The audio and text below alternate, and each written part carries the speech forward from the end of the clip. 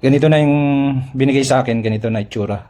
So dapat ang style dito, ito yung makikita nyo naman to. Tanggalin nyo muna yung tornilyo. Pagkatapos tanggalin yung tornilyo, may thread po yan. Hindi nyo basta-bastang matanggal. Ngayon, paigpit po yan pag ganun. Paluwag yung ganyan. Ngayon, titignan natin kung matanggal natin to. So ganito na dumating sa atin, ganito na itsura. So gagawa tayo ng paraan. Okay, ito ang gagawin natin, Filipino style. Okay. So yung ikot niya pag ganun, no? Napindot ko na to. Ano nga natin muna. Para sigurado. Yan. Dapat pag ganun.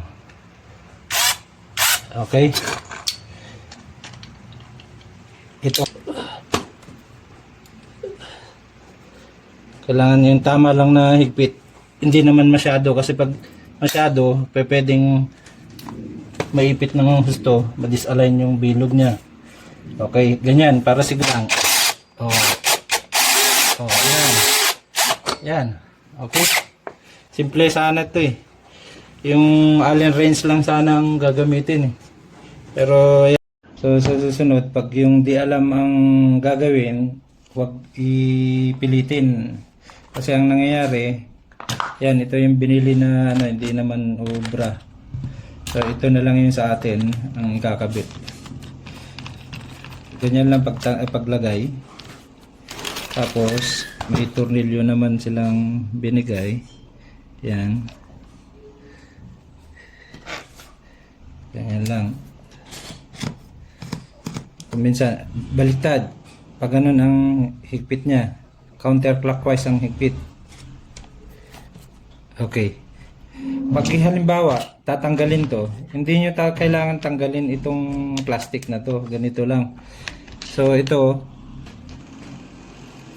pag tanggalin nyo muna yung, yan, screw. Kumbaga, parang pahigpit sa normal na, ano, clockwise.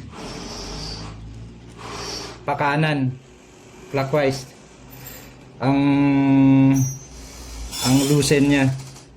Okay, pag natanggal, ganito lang, naglagay lang kayo ng ganyan. O yan, mas magandang ito. Pag nahigpitan na to, yan. Higpitan nyo lang.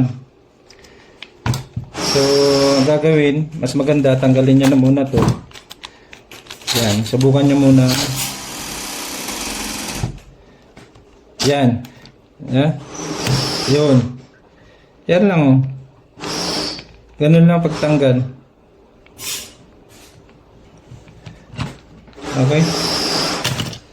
Pag hindi naman makuha sa ganun, pwede yung ginawa namin na lagyan lang na ganito tapos apakan. Okay? O kaya igato. Yun lang. So, palit. Oh. Diba? Kung alam, simple lang. Pero pag yung di alam, magtanong sa may alam. Okay? Thank you.